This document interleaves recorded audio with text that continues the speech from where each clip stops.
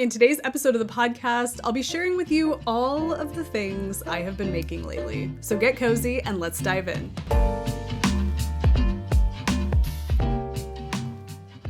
Hello, and welcome to the Wool Needles Hands Knitting Podcast. My name is Tayler, and I will be your host. I'm really excited for today's video because I've been working on a lot of different projects, and I want to share these with you guys. And one of the big glaring elephants in the room is over here on Gladys right now, and I promise we are going to talk about what's going on over here in just a minute. But before I dive into all of that, I want to thank today's sponsor, and that is the lovely people over at the Wool Needles Hands Patreon. Thank you so much for those of you that are over there supporting the Wool Needles Hands channel here. There is a lot of additional content and community going on over there, and if you would like to join and help support the work that goes into producing the content here at the Wool Needles Hands channel, definitely check it out and see if it's for you. There's a fun slipper knit along going on right now, which I will be talking more about that in just a little bit, plus a lot of other fun content that's coming that way and has already come that way since the new year started. So if that is something that you would like to do, definitely look into it. Your support is greatly appreciated.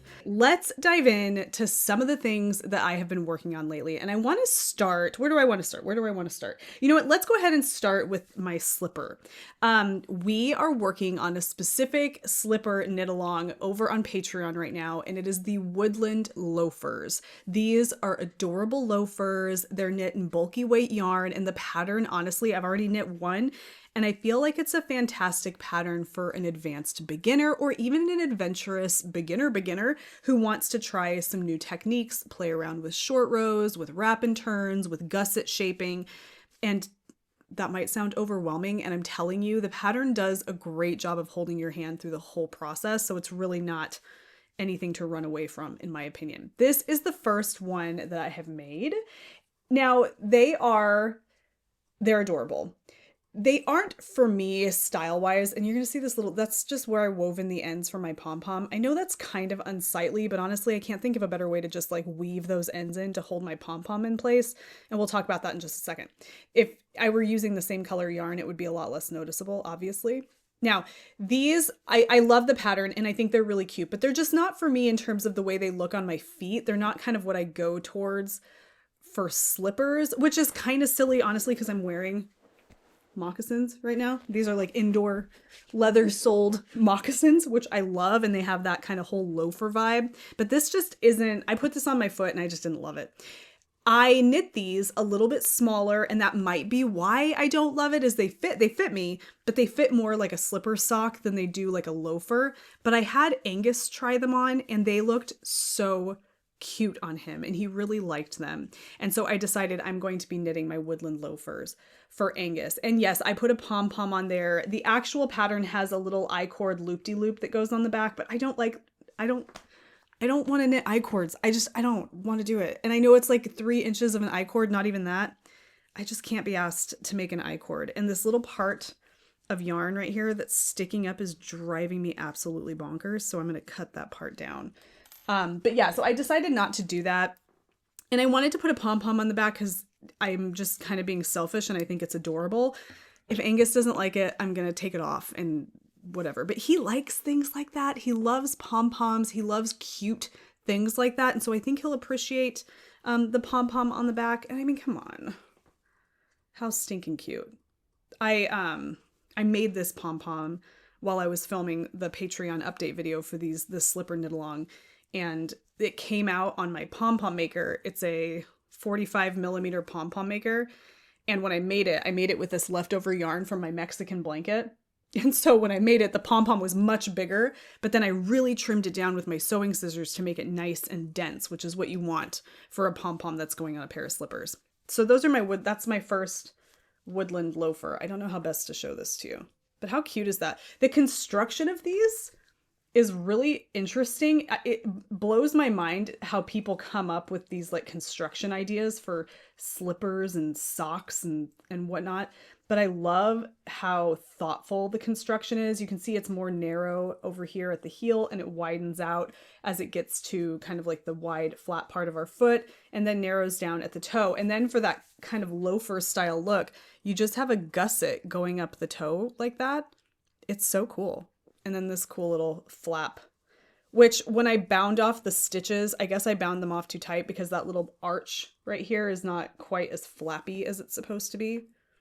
I don't know. I love these. So these are being knit in a yarn base I used to carry a while ago for Fiber for the People called Merino Bulky. I apologize. It's starting to come apart. Oh, there's still yarn fuzz flying around from my pom-pom making. But this is in the chili colorway. This is 100% superwash merino bulky weight yarn, and I love it. I don't know if you remember, but I knit Angus a pair of mittens a couple years back for Christmas, and I used this yarn, and so I feel like it's perfect for a pair of slippers for him too. So he really loves these. So those are my Woodland loafers, the first half of my Woodland loafers, which I'm arbitrarily setting yonder. Okay, next, if you're a reader and you're into watching reading content here on YouTube, you need to check out my husband's and my podcast called Good Books Lately. We absolutely love it. It's kind of like this mutual passion project of ours, and it's wonderful. We really love it. Well, over on our most recent video, I shared what I've been working on with my finished books, and I talked... Did I share? Yeah, I did. I did a video here where I was sharing with you my granny squares for my book covers. And so I talked about these already in that video. I don't know how many. No, I only had one. I think I only had this one to go with the Gollum and the Ginny. And some of these are really loose as it goes, like as it relates to the color matching. Okay, because I can only do so much with the yarn scraps that I have on hand. But since that video, I've done some more for some of the books that I have read this last year in 2024. So I did this one here, and on Good Books Lately, I just talked about this. So if you're watching Good Books Lately, thank you. Hello. Hi. That's so awesome. You've already seen this.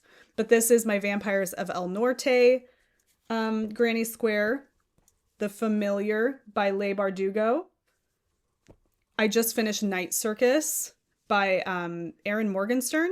Morgenstern? Is that right? And then this is Salem's Lot by Stephen King. So those are the ones I've done so far. But what I'm kind of excited about, I just finished a novella, and I'm excited to make my granny square for that. So I just finished this book called Not a River by Selva Almada. She's an Argentinian writer. And this book was it won the Booker Prize for 2024. It was translated by Annie McDermott. I picked it up at Buffy's Book Boutique here in Las Vegas just a few days ago because it just sounded really enticing. It says, a hot, motionless afternoon, Inero and El Negro are fishing with Tilo, their dead friend's teenage son. After hours of struggling with a hooked stingray, Inero aims his revolver into the water and shoots. They hang the Ray's enormous corpse from a tree at their campsite and let it go to rot, drawing the attention of a few local islanders and igniting a long simmering fury towards outsiders. There are also two teenage sisters with hair black as cowbird feathers and giving off the scent of green grass who invite the trio to a dance. But the girls are not quite as they seem, and as night approaches and tensions rise, Inero and El Negro must confront their charged memories of Tilo's father, who years ago drowned in the same river. Spare, sinuous, and timeless, Not a River is an extraordinary novel with reckless desire, and where reckless desire and irrepressible memories commingle with the teeming vital life force of the land. And it just sounded really interesting to me. It is very spare. I think that's a really good kind of description of this. Sparse, if you will, which I really love. You can kind of see in some places the margins are really large. The dialogue, there's not a quotation mark to be seen, so you can tell that this writer just focuses on kind of spatial dialogue notate, like, so in order to denote who has spoken, there's a line that they've said, and then immediately below that it says said Aguirre or said Inero, and it's all there. So it's very sparse, and I actually appreciate that in something like this. You want it to be kind of tight and to the point because we're talking about a novella here. You obviously don't have enough time, and that was the intention, to tell this real elaborate kind of purple prose story. It's just very much to the point. And again, it's been translated, so that's something to keep in mind as well. But it's a really haunting and kind of emotional story about these people in one afternoon that includes flashbacks that help give you context. It kind of ventures into the realm of like paranormal. it's hard to say. What it says on the back is pretty much what anybody could tell you about this book without giving anything away. But it is just over the course of a day, outside of the fact that there are flashbacks that happen prior. And it's just how people handle outsiders in an area and how that can kind of ignite animosity. And then the whole igniting and all of that, it's symbolic in this as well. So it's really fascinating. And when it's done, the last bit of this, and you kind of get the culmination of what you suspected was going on, and the last words of the story, you're thinking to yourself like, oh my gosh, like this actually happened. Wow, how impactful. Didn't necessarily see that coming, but it all ties up really beautifully in the end. There was a praise on the back, or a quote on the back. It said, "I always read Selva Almada with devotion, but in order to finish Not a River, I had to stand up in the middle of my living room and read it aloud," which is Samantha Schweblin, author of 7 Empty Houses. And I thought, like, yes, absolutely. I got to that last paragraph on the last page, and you're just like, oh my gosh, like this is culminating and everything's coming together. And then the very last line, the very last sentence, that's when it like clicks and you're like, oh my gosh, this thing, which is hinted at or alluded to, actually happened. I don't know. Is that too much? It's probably too much. I know this is a knitting podcast. What are you going to do? Anyway, the whole point of that was to tell you, and I'm going to be doing a whole nother breakdown over on the Good Books Lately podcast, but you know, here we are. This cover, black, red, orange, yellow, because of the fire, is what's inspiring my next granny square. And these colors I have, which are way more like childish looking than the cover of that, obviously, are what I'm going to use. Pretty on the nose, right? For fire and a black background, but that's what it is. So I'm going to do it kind of like I did the familiar, is I'm going to start with the yellow. I'm going to hold 2 strands of this together. This is going to be the inside, and then the orange is going to be the second ring where the gray is here, and then the red obviously will be the third where you see gold, and then I will do the last two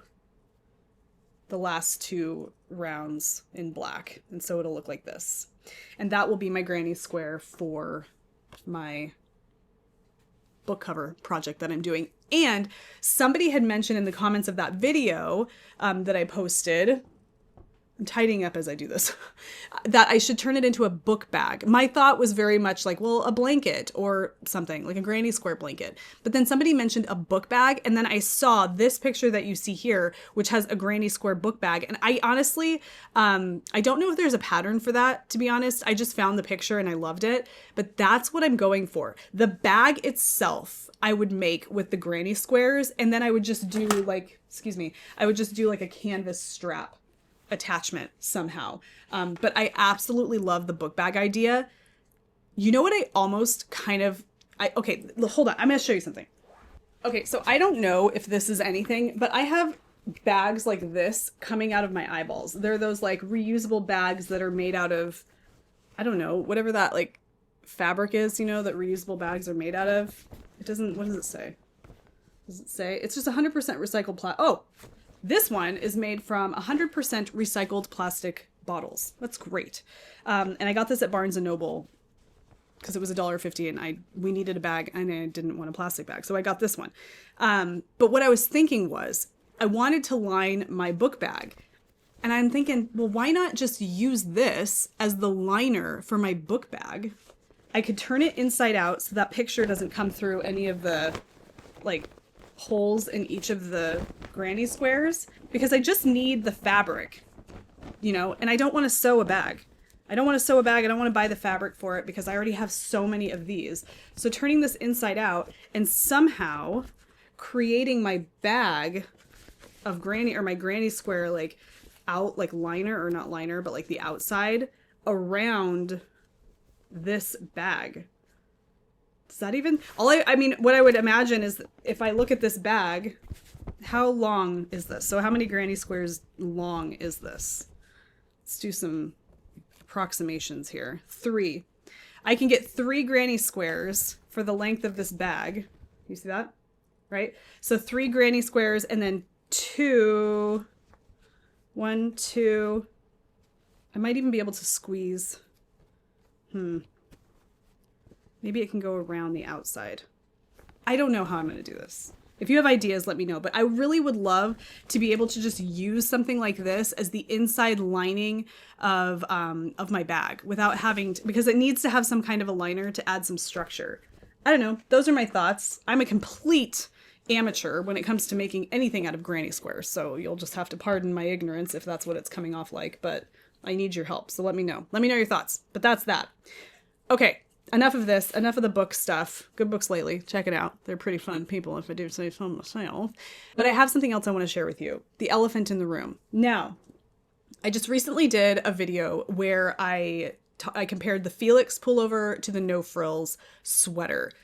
Y'all loved that video and you liked the fact that I was comparing some patterns, and then I had previously done a video where I just talked about the pros and cons, if you can call it that, of the no frills pullover, which is... There is a cat on the roof of that 2-story house. I hope he knows what he's doing. He seems like he does. Sorry, where were we? Yes. So I did the video where we were talking about the pros and the cons of the no frills, and then I did the one where I compared that to this one here. And you guys loved that. I loved making it, so there will be more of those coming. But that had me wanting to knit another Felix pullover really badly. And I have been sitting on several skeins of yarn in kind of this weird oddball quantity that isn't enough to knit something like a no frills, but it's, you know, more than enough to knit something smaller. It's just this real oddball quality. And it's this yarn here by Debbie Bliss called Donegal Luxury Tweed Aran. You guys probably remember me getting this and sharing it and having plans for wanting to knit something with it. Well, I finally decided I want to use this yarn. I want to get it. It's sitting in my stash. I don't want it sitting in there anymore. I want to use it. I did a gauge swatch with just this, and it was too light to knit the gauge needed for the Felix pullover. So I dug around in my stash and I found a couple of balls of this. This is called, it's by Sayer, and it's called Trio. It's 50% flax, 30% cotton, and 20% bamboo. And I thought, why the heck not put the two together, and that will give me closer to the weight that I need to knit my Felix pullover. So I did a swatch holding these two together, and I loved the fabric and just kind of the overall texture and weightiness that this mixture of fibers gave to this overall yarn here, because this is essentially a single ply with neps in it to give it that little tweedy look.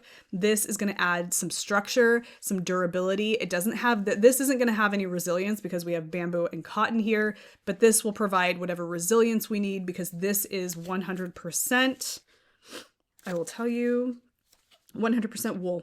Okay. And it's natural, untreated. There's no superwash going on here. So I decided to pair these two together to knit kind of a new Felix, right? And that is exactly what I'm doing. I'm keeping all of it inside this gorgeous project bag. This is from Stoney Textiles. I'll link to it down below. This is my favorite, like one of my favorite project bags to carry with me anywhere. I always get tons of compliments because of the gorgeous colors and all of that, but that's what I'm keeping this sweater in. I keep my pattern and stuff in here. I mean, come on. Isn't that absolutely gorgeous? It has this waxed canvas bottom. Yeah, Stoney Textiles. She's incredible. I will link to it down below.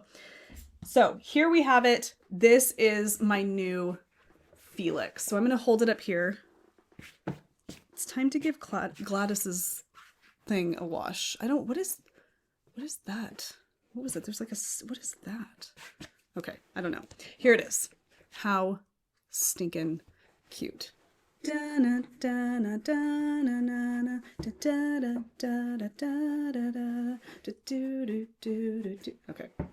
that's enough of that. Now, so I'm knitting this pretty much to spec, right? I'm following the instructions pretty much as they're laid out. You guys, we can all go ahead and celebrate because I didn't mess up the eyelets going down the raglan seam. They're all correct. Blows my mind. But how pretty is this fabric? Look at that. Isn't that beautiful? I did a tubular cast on for the neckline, and I always complain about tubular cast ons. Honestly, it's really not that hard. Everybody should do it if they like that nice rounded edge. I did a little bit of a deeper neckline than what it calls for just because I like that better. But other than that, everything is pretty much to spec until we get down here. So I am planning on, you can see I'm already doing the ribbing and you're thinking to yourself, wow, another cropped sweater. Yay. No, I'm knitting the ribbing starting here because I want a real nice long panel of ribbing. So this is probably going to finish on her maybe about here. So I'm planning to have this sweater be similar to the one I'm wearing now, which I guess is kind of more cropped if we're like, really being technical. But I just like the way this sits on a pair of pants. And so that's the length I'm going for, is like what you see here.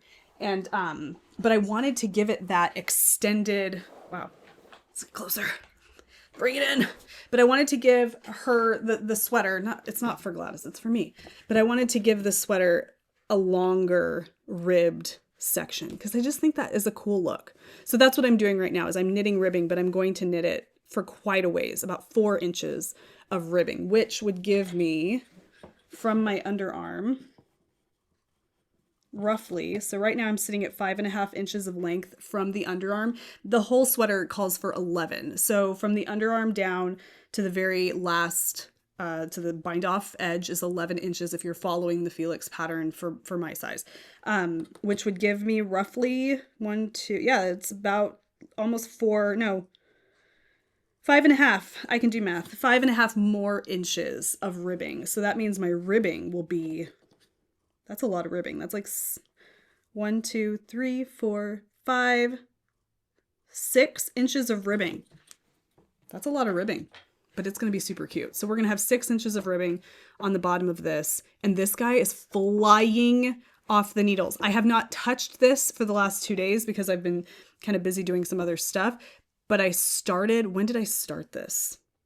I can't remember. Last Friday, I think. And it's just been flying. Absolutely flying. I love this sweater to pieces. Absolutely love it. You knit on a size 10 needle. It flies off it knits itself, folks. I love it. Absolutely. So that is my Felix pullover. Now, in addition to my Felix pullover, because I couldn't help myself after talking so much to you guys about the no frills and absolutely loving that sweater so much, I came this close. I'm telling you, this close to knitting another one. In fact, when I purchased the yarn for this, which I kind of was hinting at on an episode a couple episodes ago, that was my intention, was to knit another no frills. But something changed based on someone's comment slightly. So here's the yarn that I have. This is Knitting for Olive. I wanted something that was a really delicate rusty orange color. This is the Robin and Dusty Robin. So the mohair here is Dusty Robin and the merino is Robin. So this is 100% merino, extra fine, non-treated merino. And this is 70% mohair, 30% silk. And it's beautiful. I absolutely love this. I wanted to try Knitting for Olive to see what all the hype was about, but also to be able to tell you my thoughts on it because it is a very popular yarn. And also too, it's rather affordable. So if you want something a little bit more budget friendly, it is more budget friendly in my opinion than some. Okay, so I'll give you that right now. We'll get into a more detailed review of this yarn after I've had the chance to really work on it. But that's what that is for. So that is going to be for this. Now, I was, like I said, going to knit a no frills sweater. But what I was going to end up doing was knitting a rolled collar. So a doubled over collar because I wanted it to have a little bit more of a structured neckline than what the no frills already has. And then somebody mentioned that they were knitting the Monday sweater. And it jogged my memory because I had remembered seeing the Monday sweater and realizing that it did have that rolled collar that I love. So I looked up the pattern and it's gorgeous. Very similar in vibe to the no frills. It's a top-down seamless raglan construction. And so I figured, why the heck not just knit a Monday sweater? Something different. I love petite knit patterns. I've read through the Monday sweater pattern. It's very clear cut, very straightforward. So that is what I'm doing. This is the neckline for a Monday sweater. And I just finished, so this is going to be folded in half once I get the full length of this or width of this, and doubled over to create that lovely rolled neckline. And I don't know if you can tell, but up here, these like last few rounds have a different texture to them than the previous ribbing rounds. And that's because the space or the area where it will fold over, she has you knit a couple of rows in a fisherman's rib. I believe that's what it is. It's almost like a brioche rib. And I think that's to kind of open it up, widen it up a little bit. So you get this really nice full, I don't know, kind of look around that folded edge, which I think is really smart. So, and how pretty is this together? Look at the yarn. Isn't that gorgeous? I really love this. Yeah. So that is going to be a Monday sweater. I'm working on these things. This is my intention here, was that I knew by the end of this year, I wanted to have finished a few different sweaters. That's what I kind of set my intention is. I want to finish my fleece sweater. I want to knit. This was more like I want to use up this yarn. So that was something, is I wanted to use up this yarn in my stash in 2025. Also this, I really wanted to use up this too, because I was at a loss of what to even do with this. And I only had 2 skeins of it. Each skein is 350 meters. So it's enough for this sweater, but otherwise it was kind of this oddball amount. And so I'm trying to really use up this portion of my stash.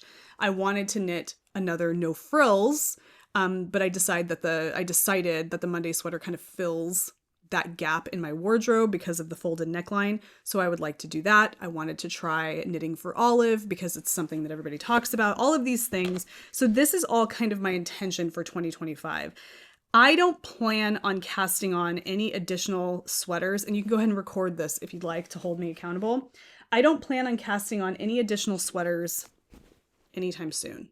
Unless something really strikes my fancy, these are the sweaters that I want to work on in 2025. I have a feeling this one will come off the needles pretty quickly. This one's going to take me time. The fleece sweater is also going to come off the needles, but it's just a slow goer. But that's kind of my intention. So when it seems like all of a sudden she casted on 2 sweaters, just pump the brakes, okay? Because I don't plan on any other real sweater knitting happening all that much from here on out. Okay. So that's what I'm doing. I'm obsessed. I love the yarn. I love the look of everything.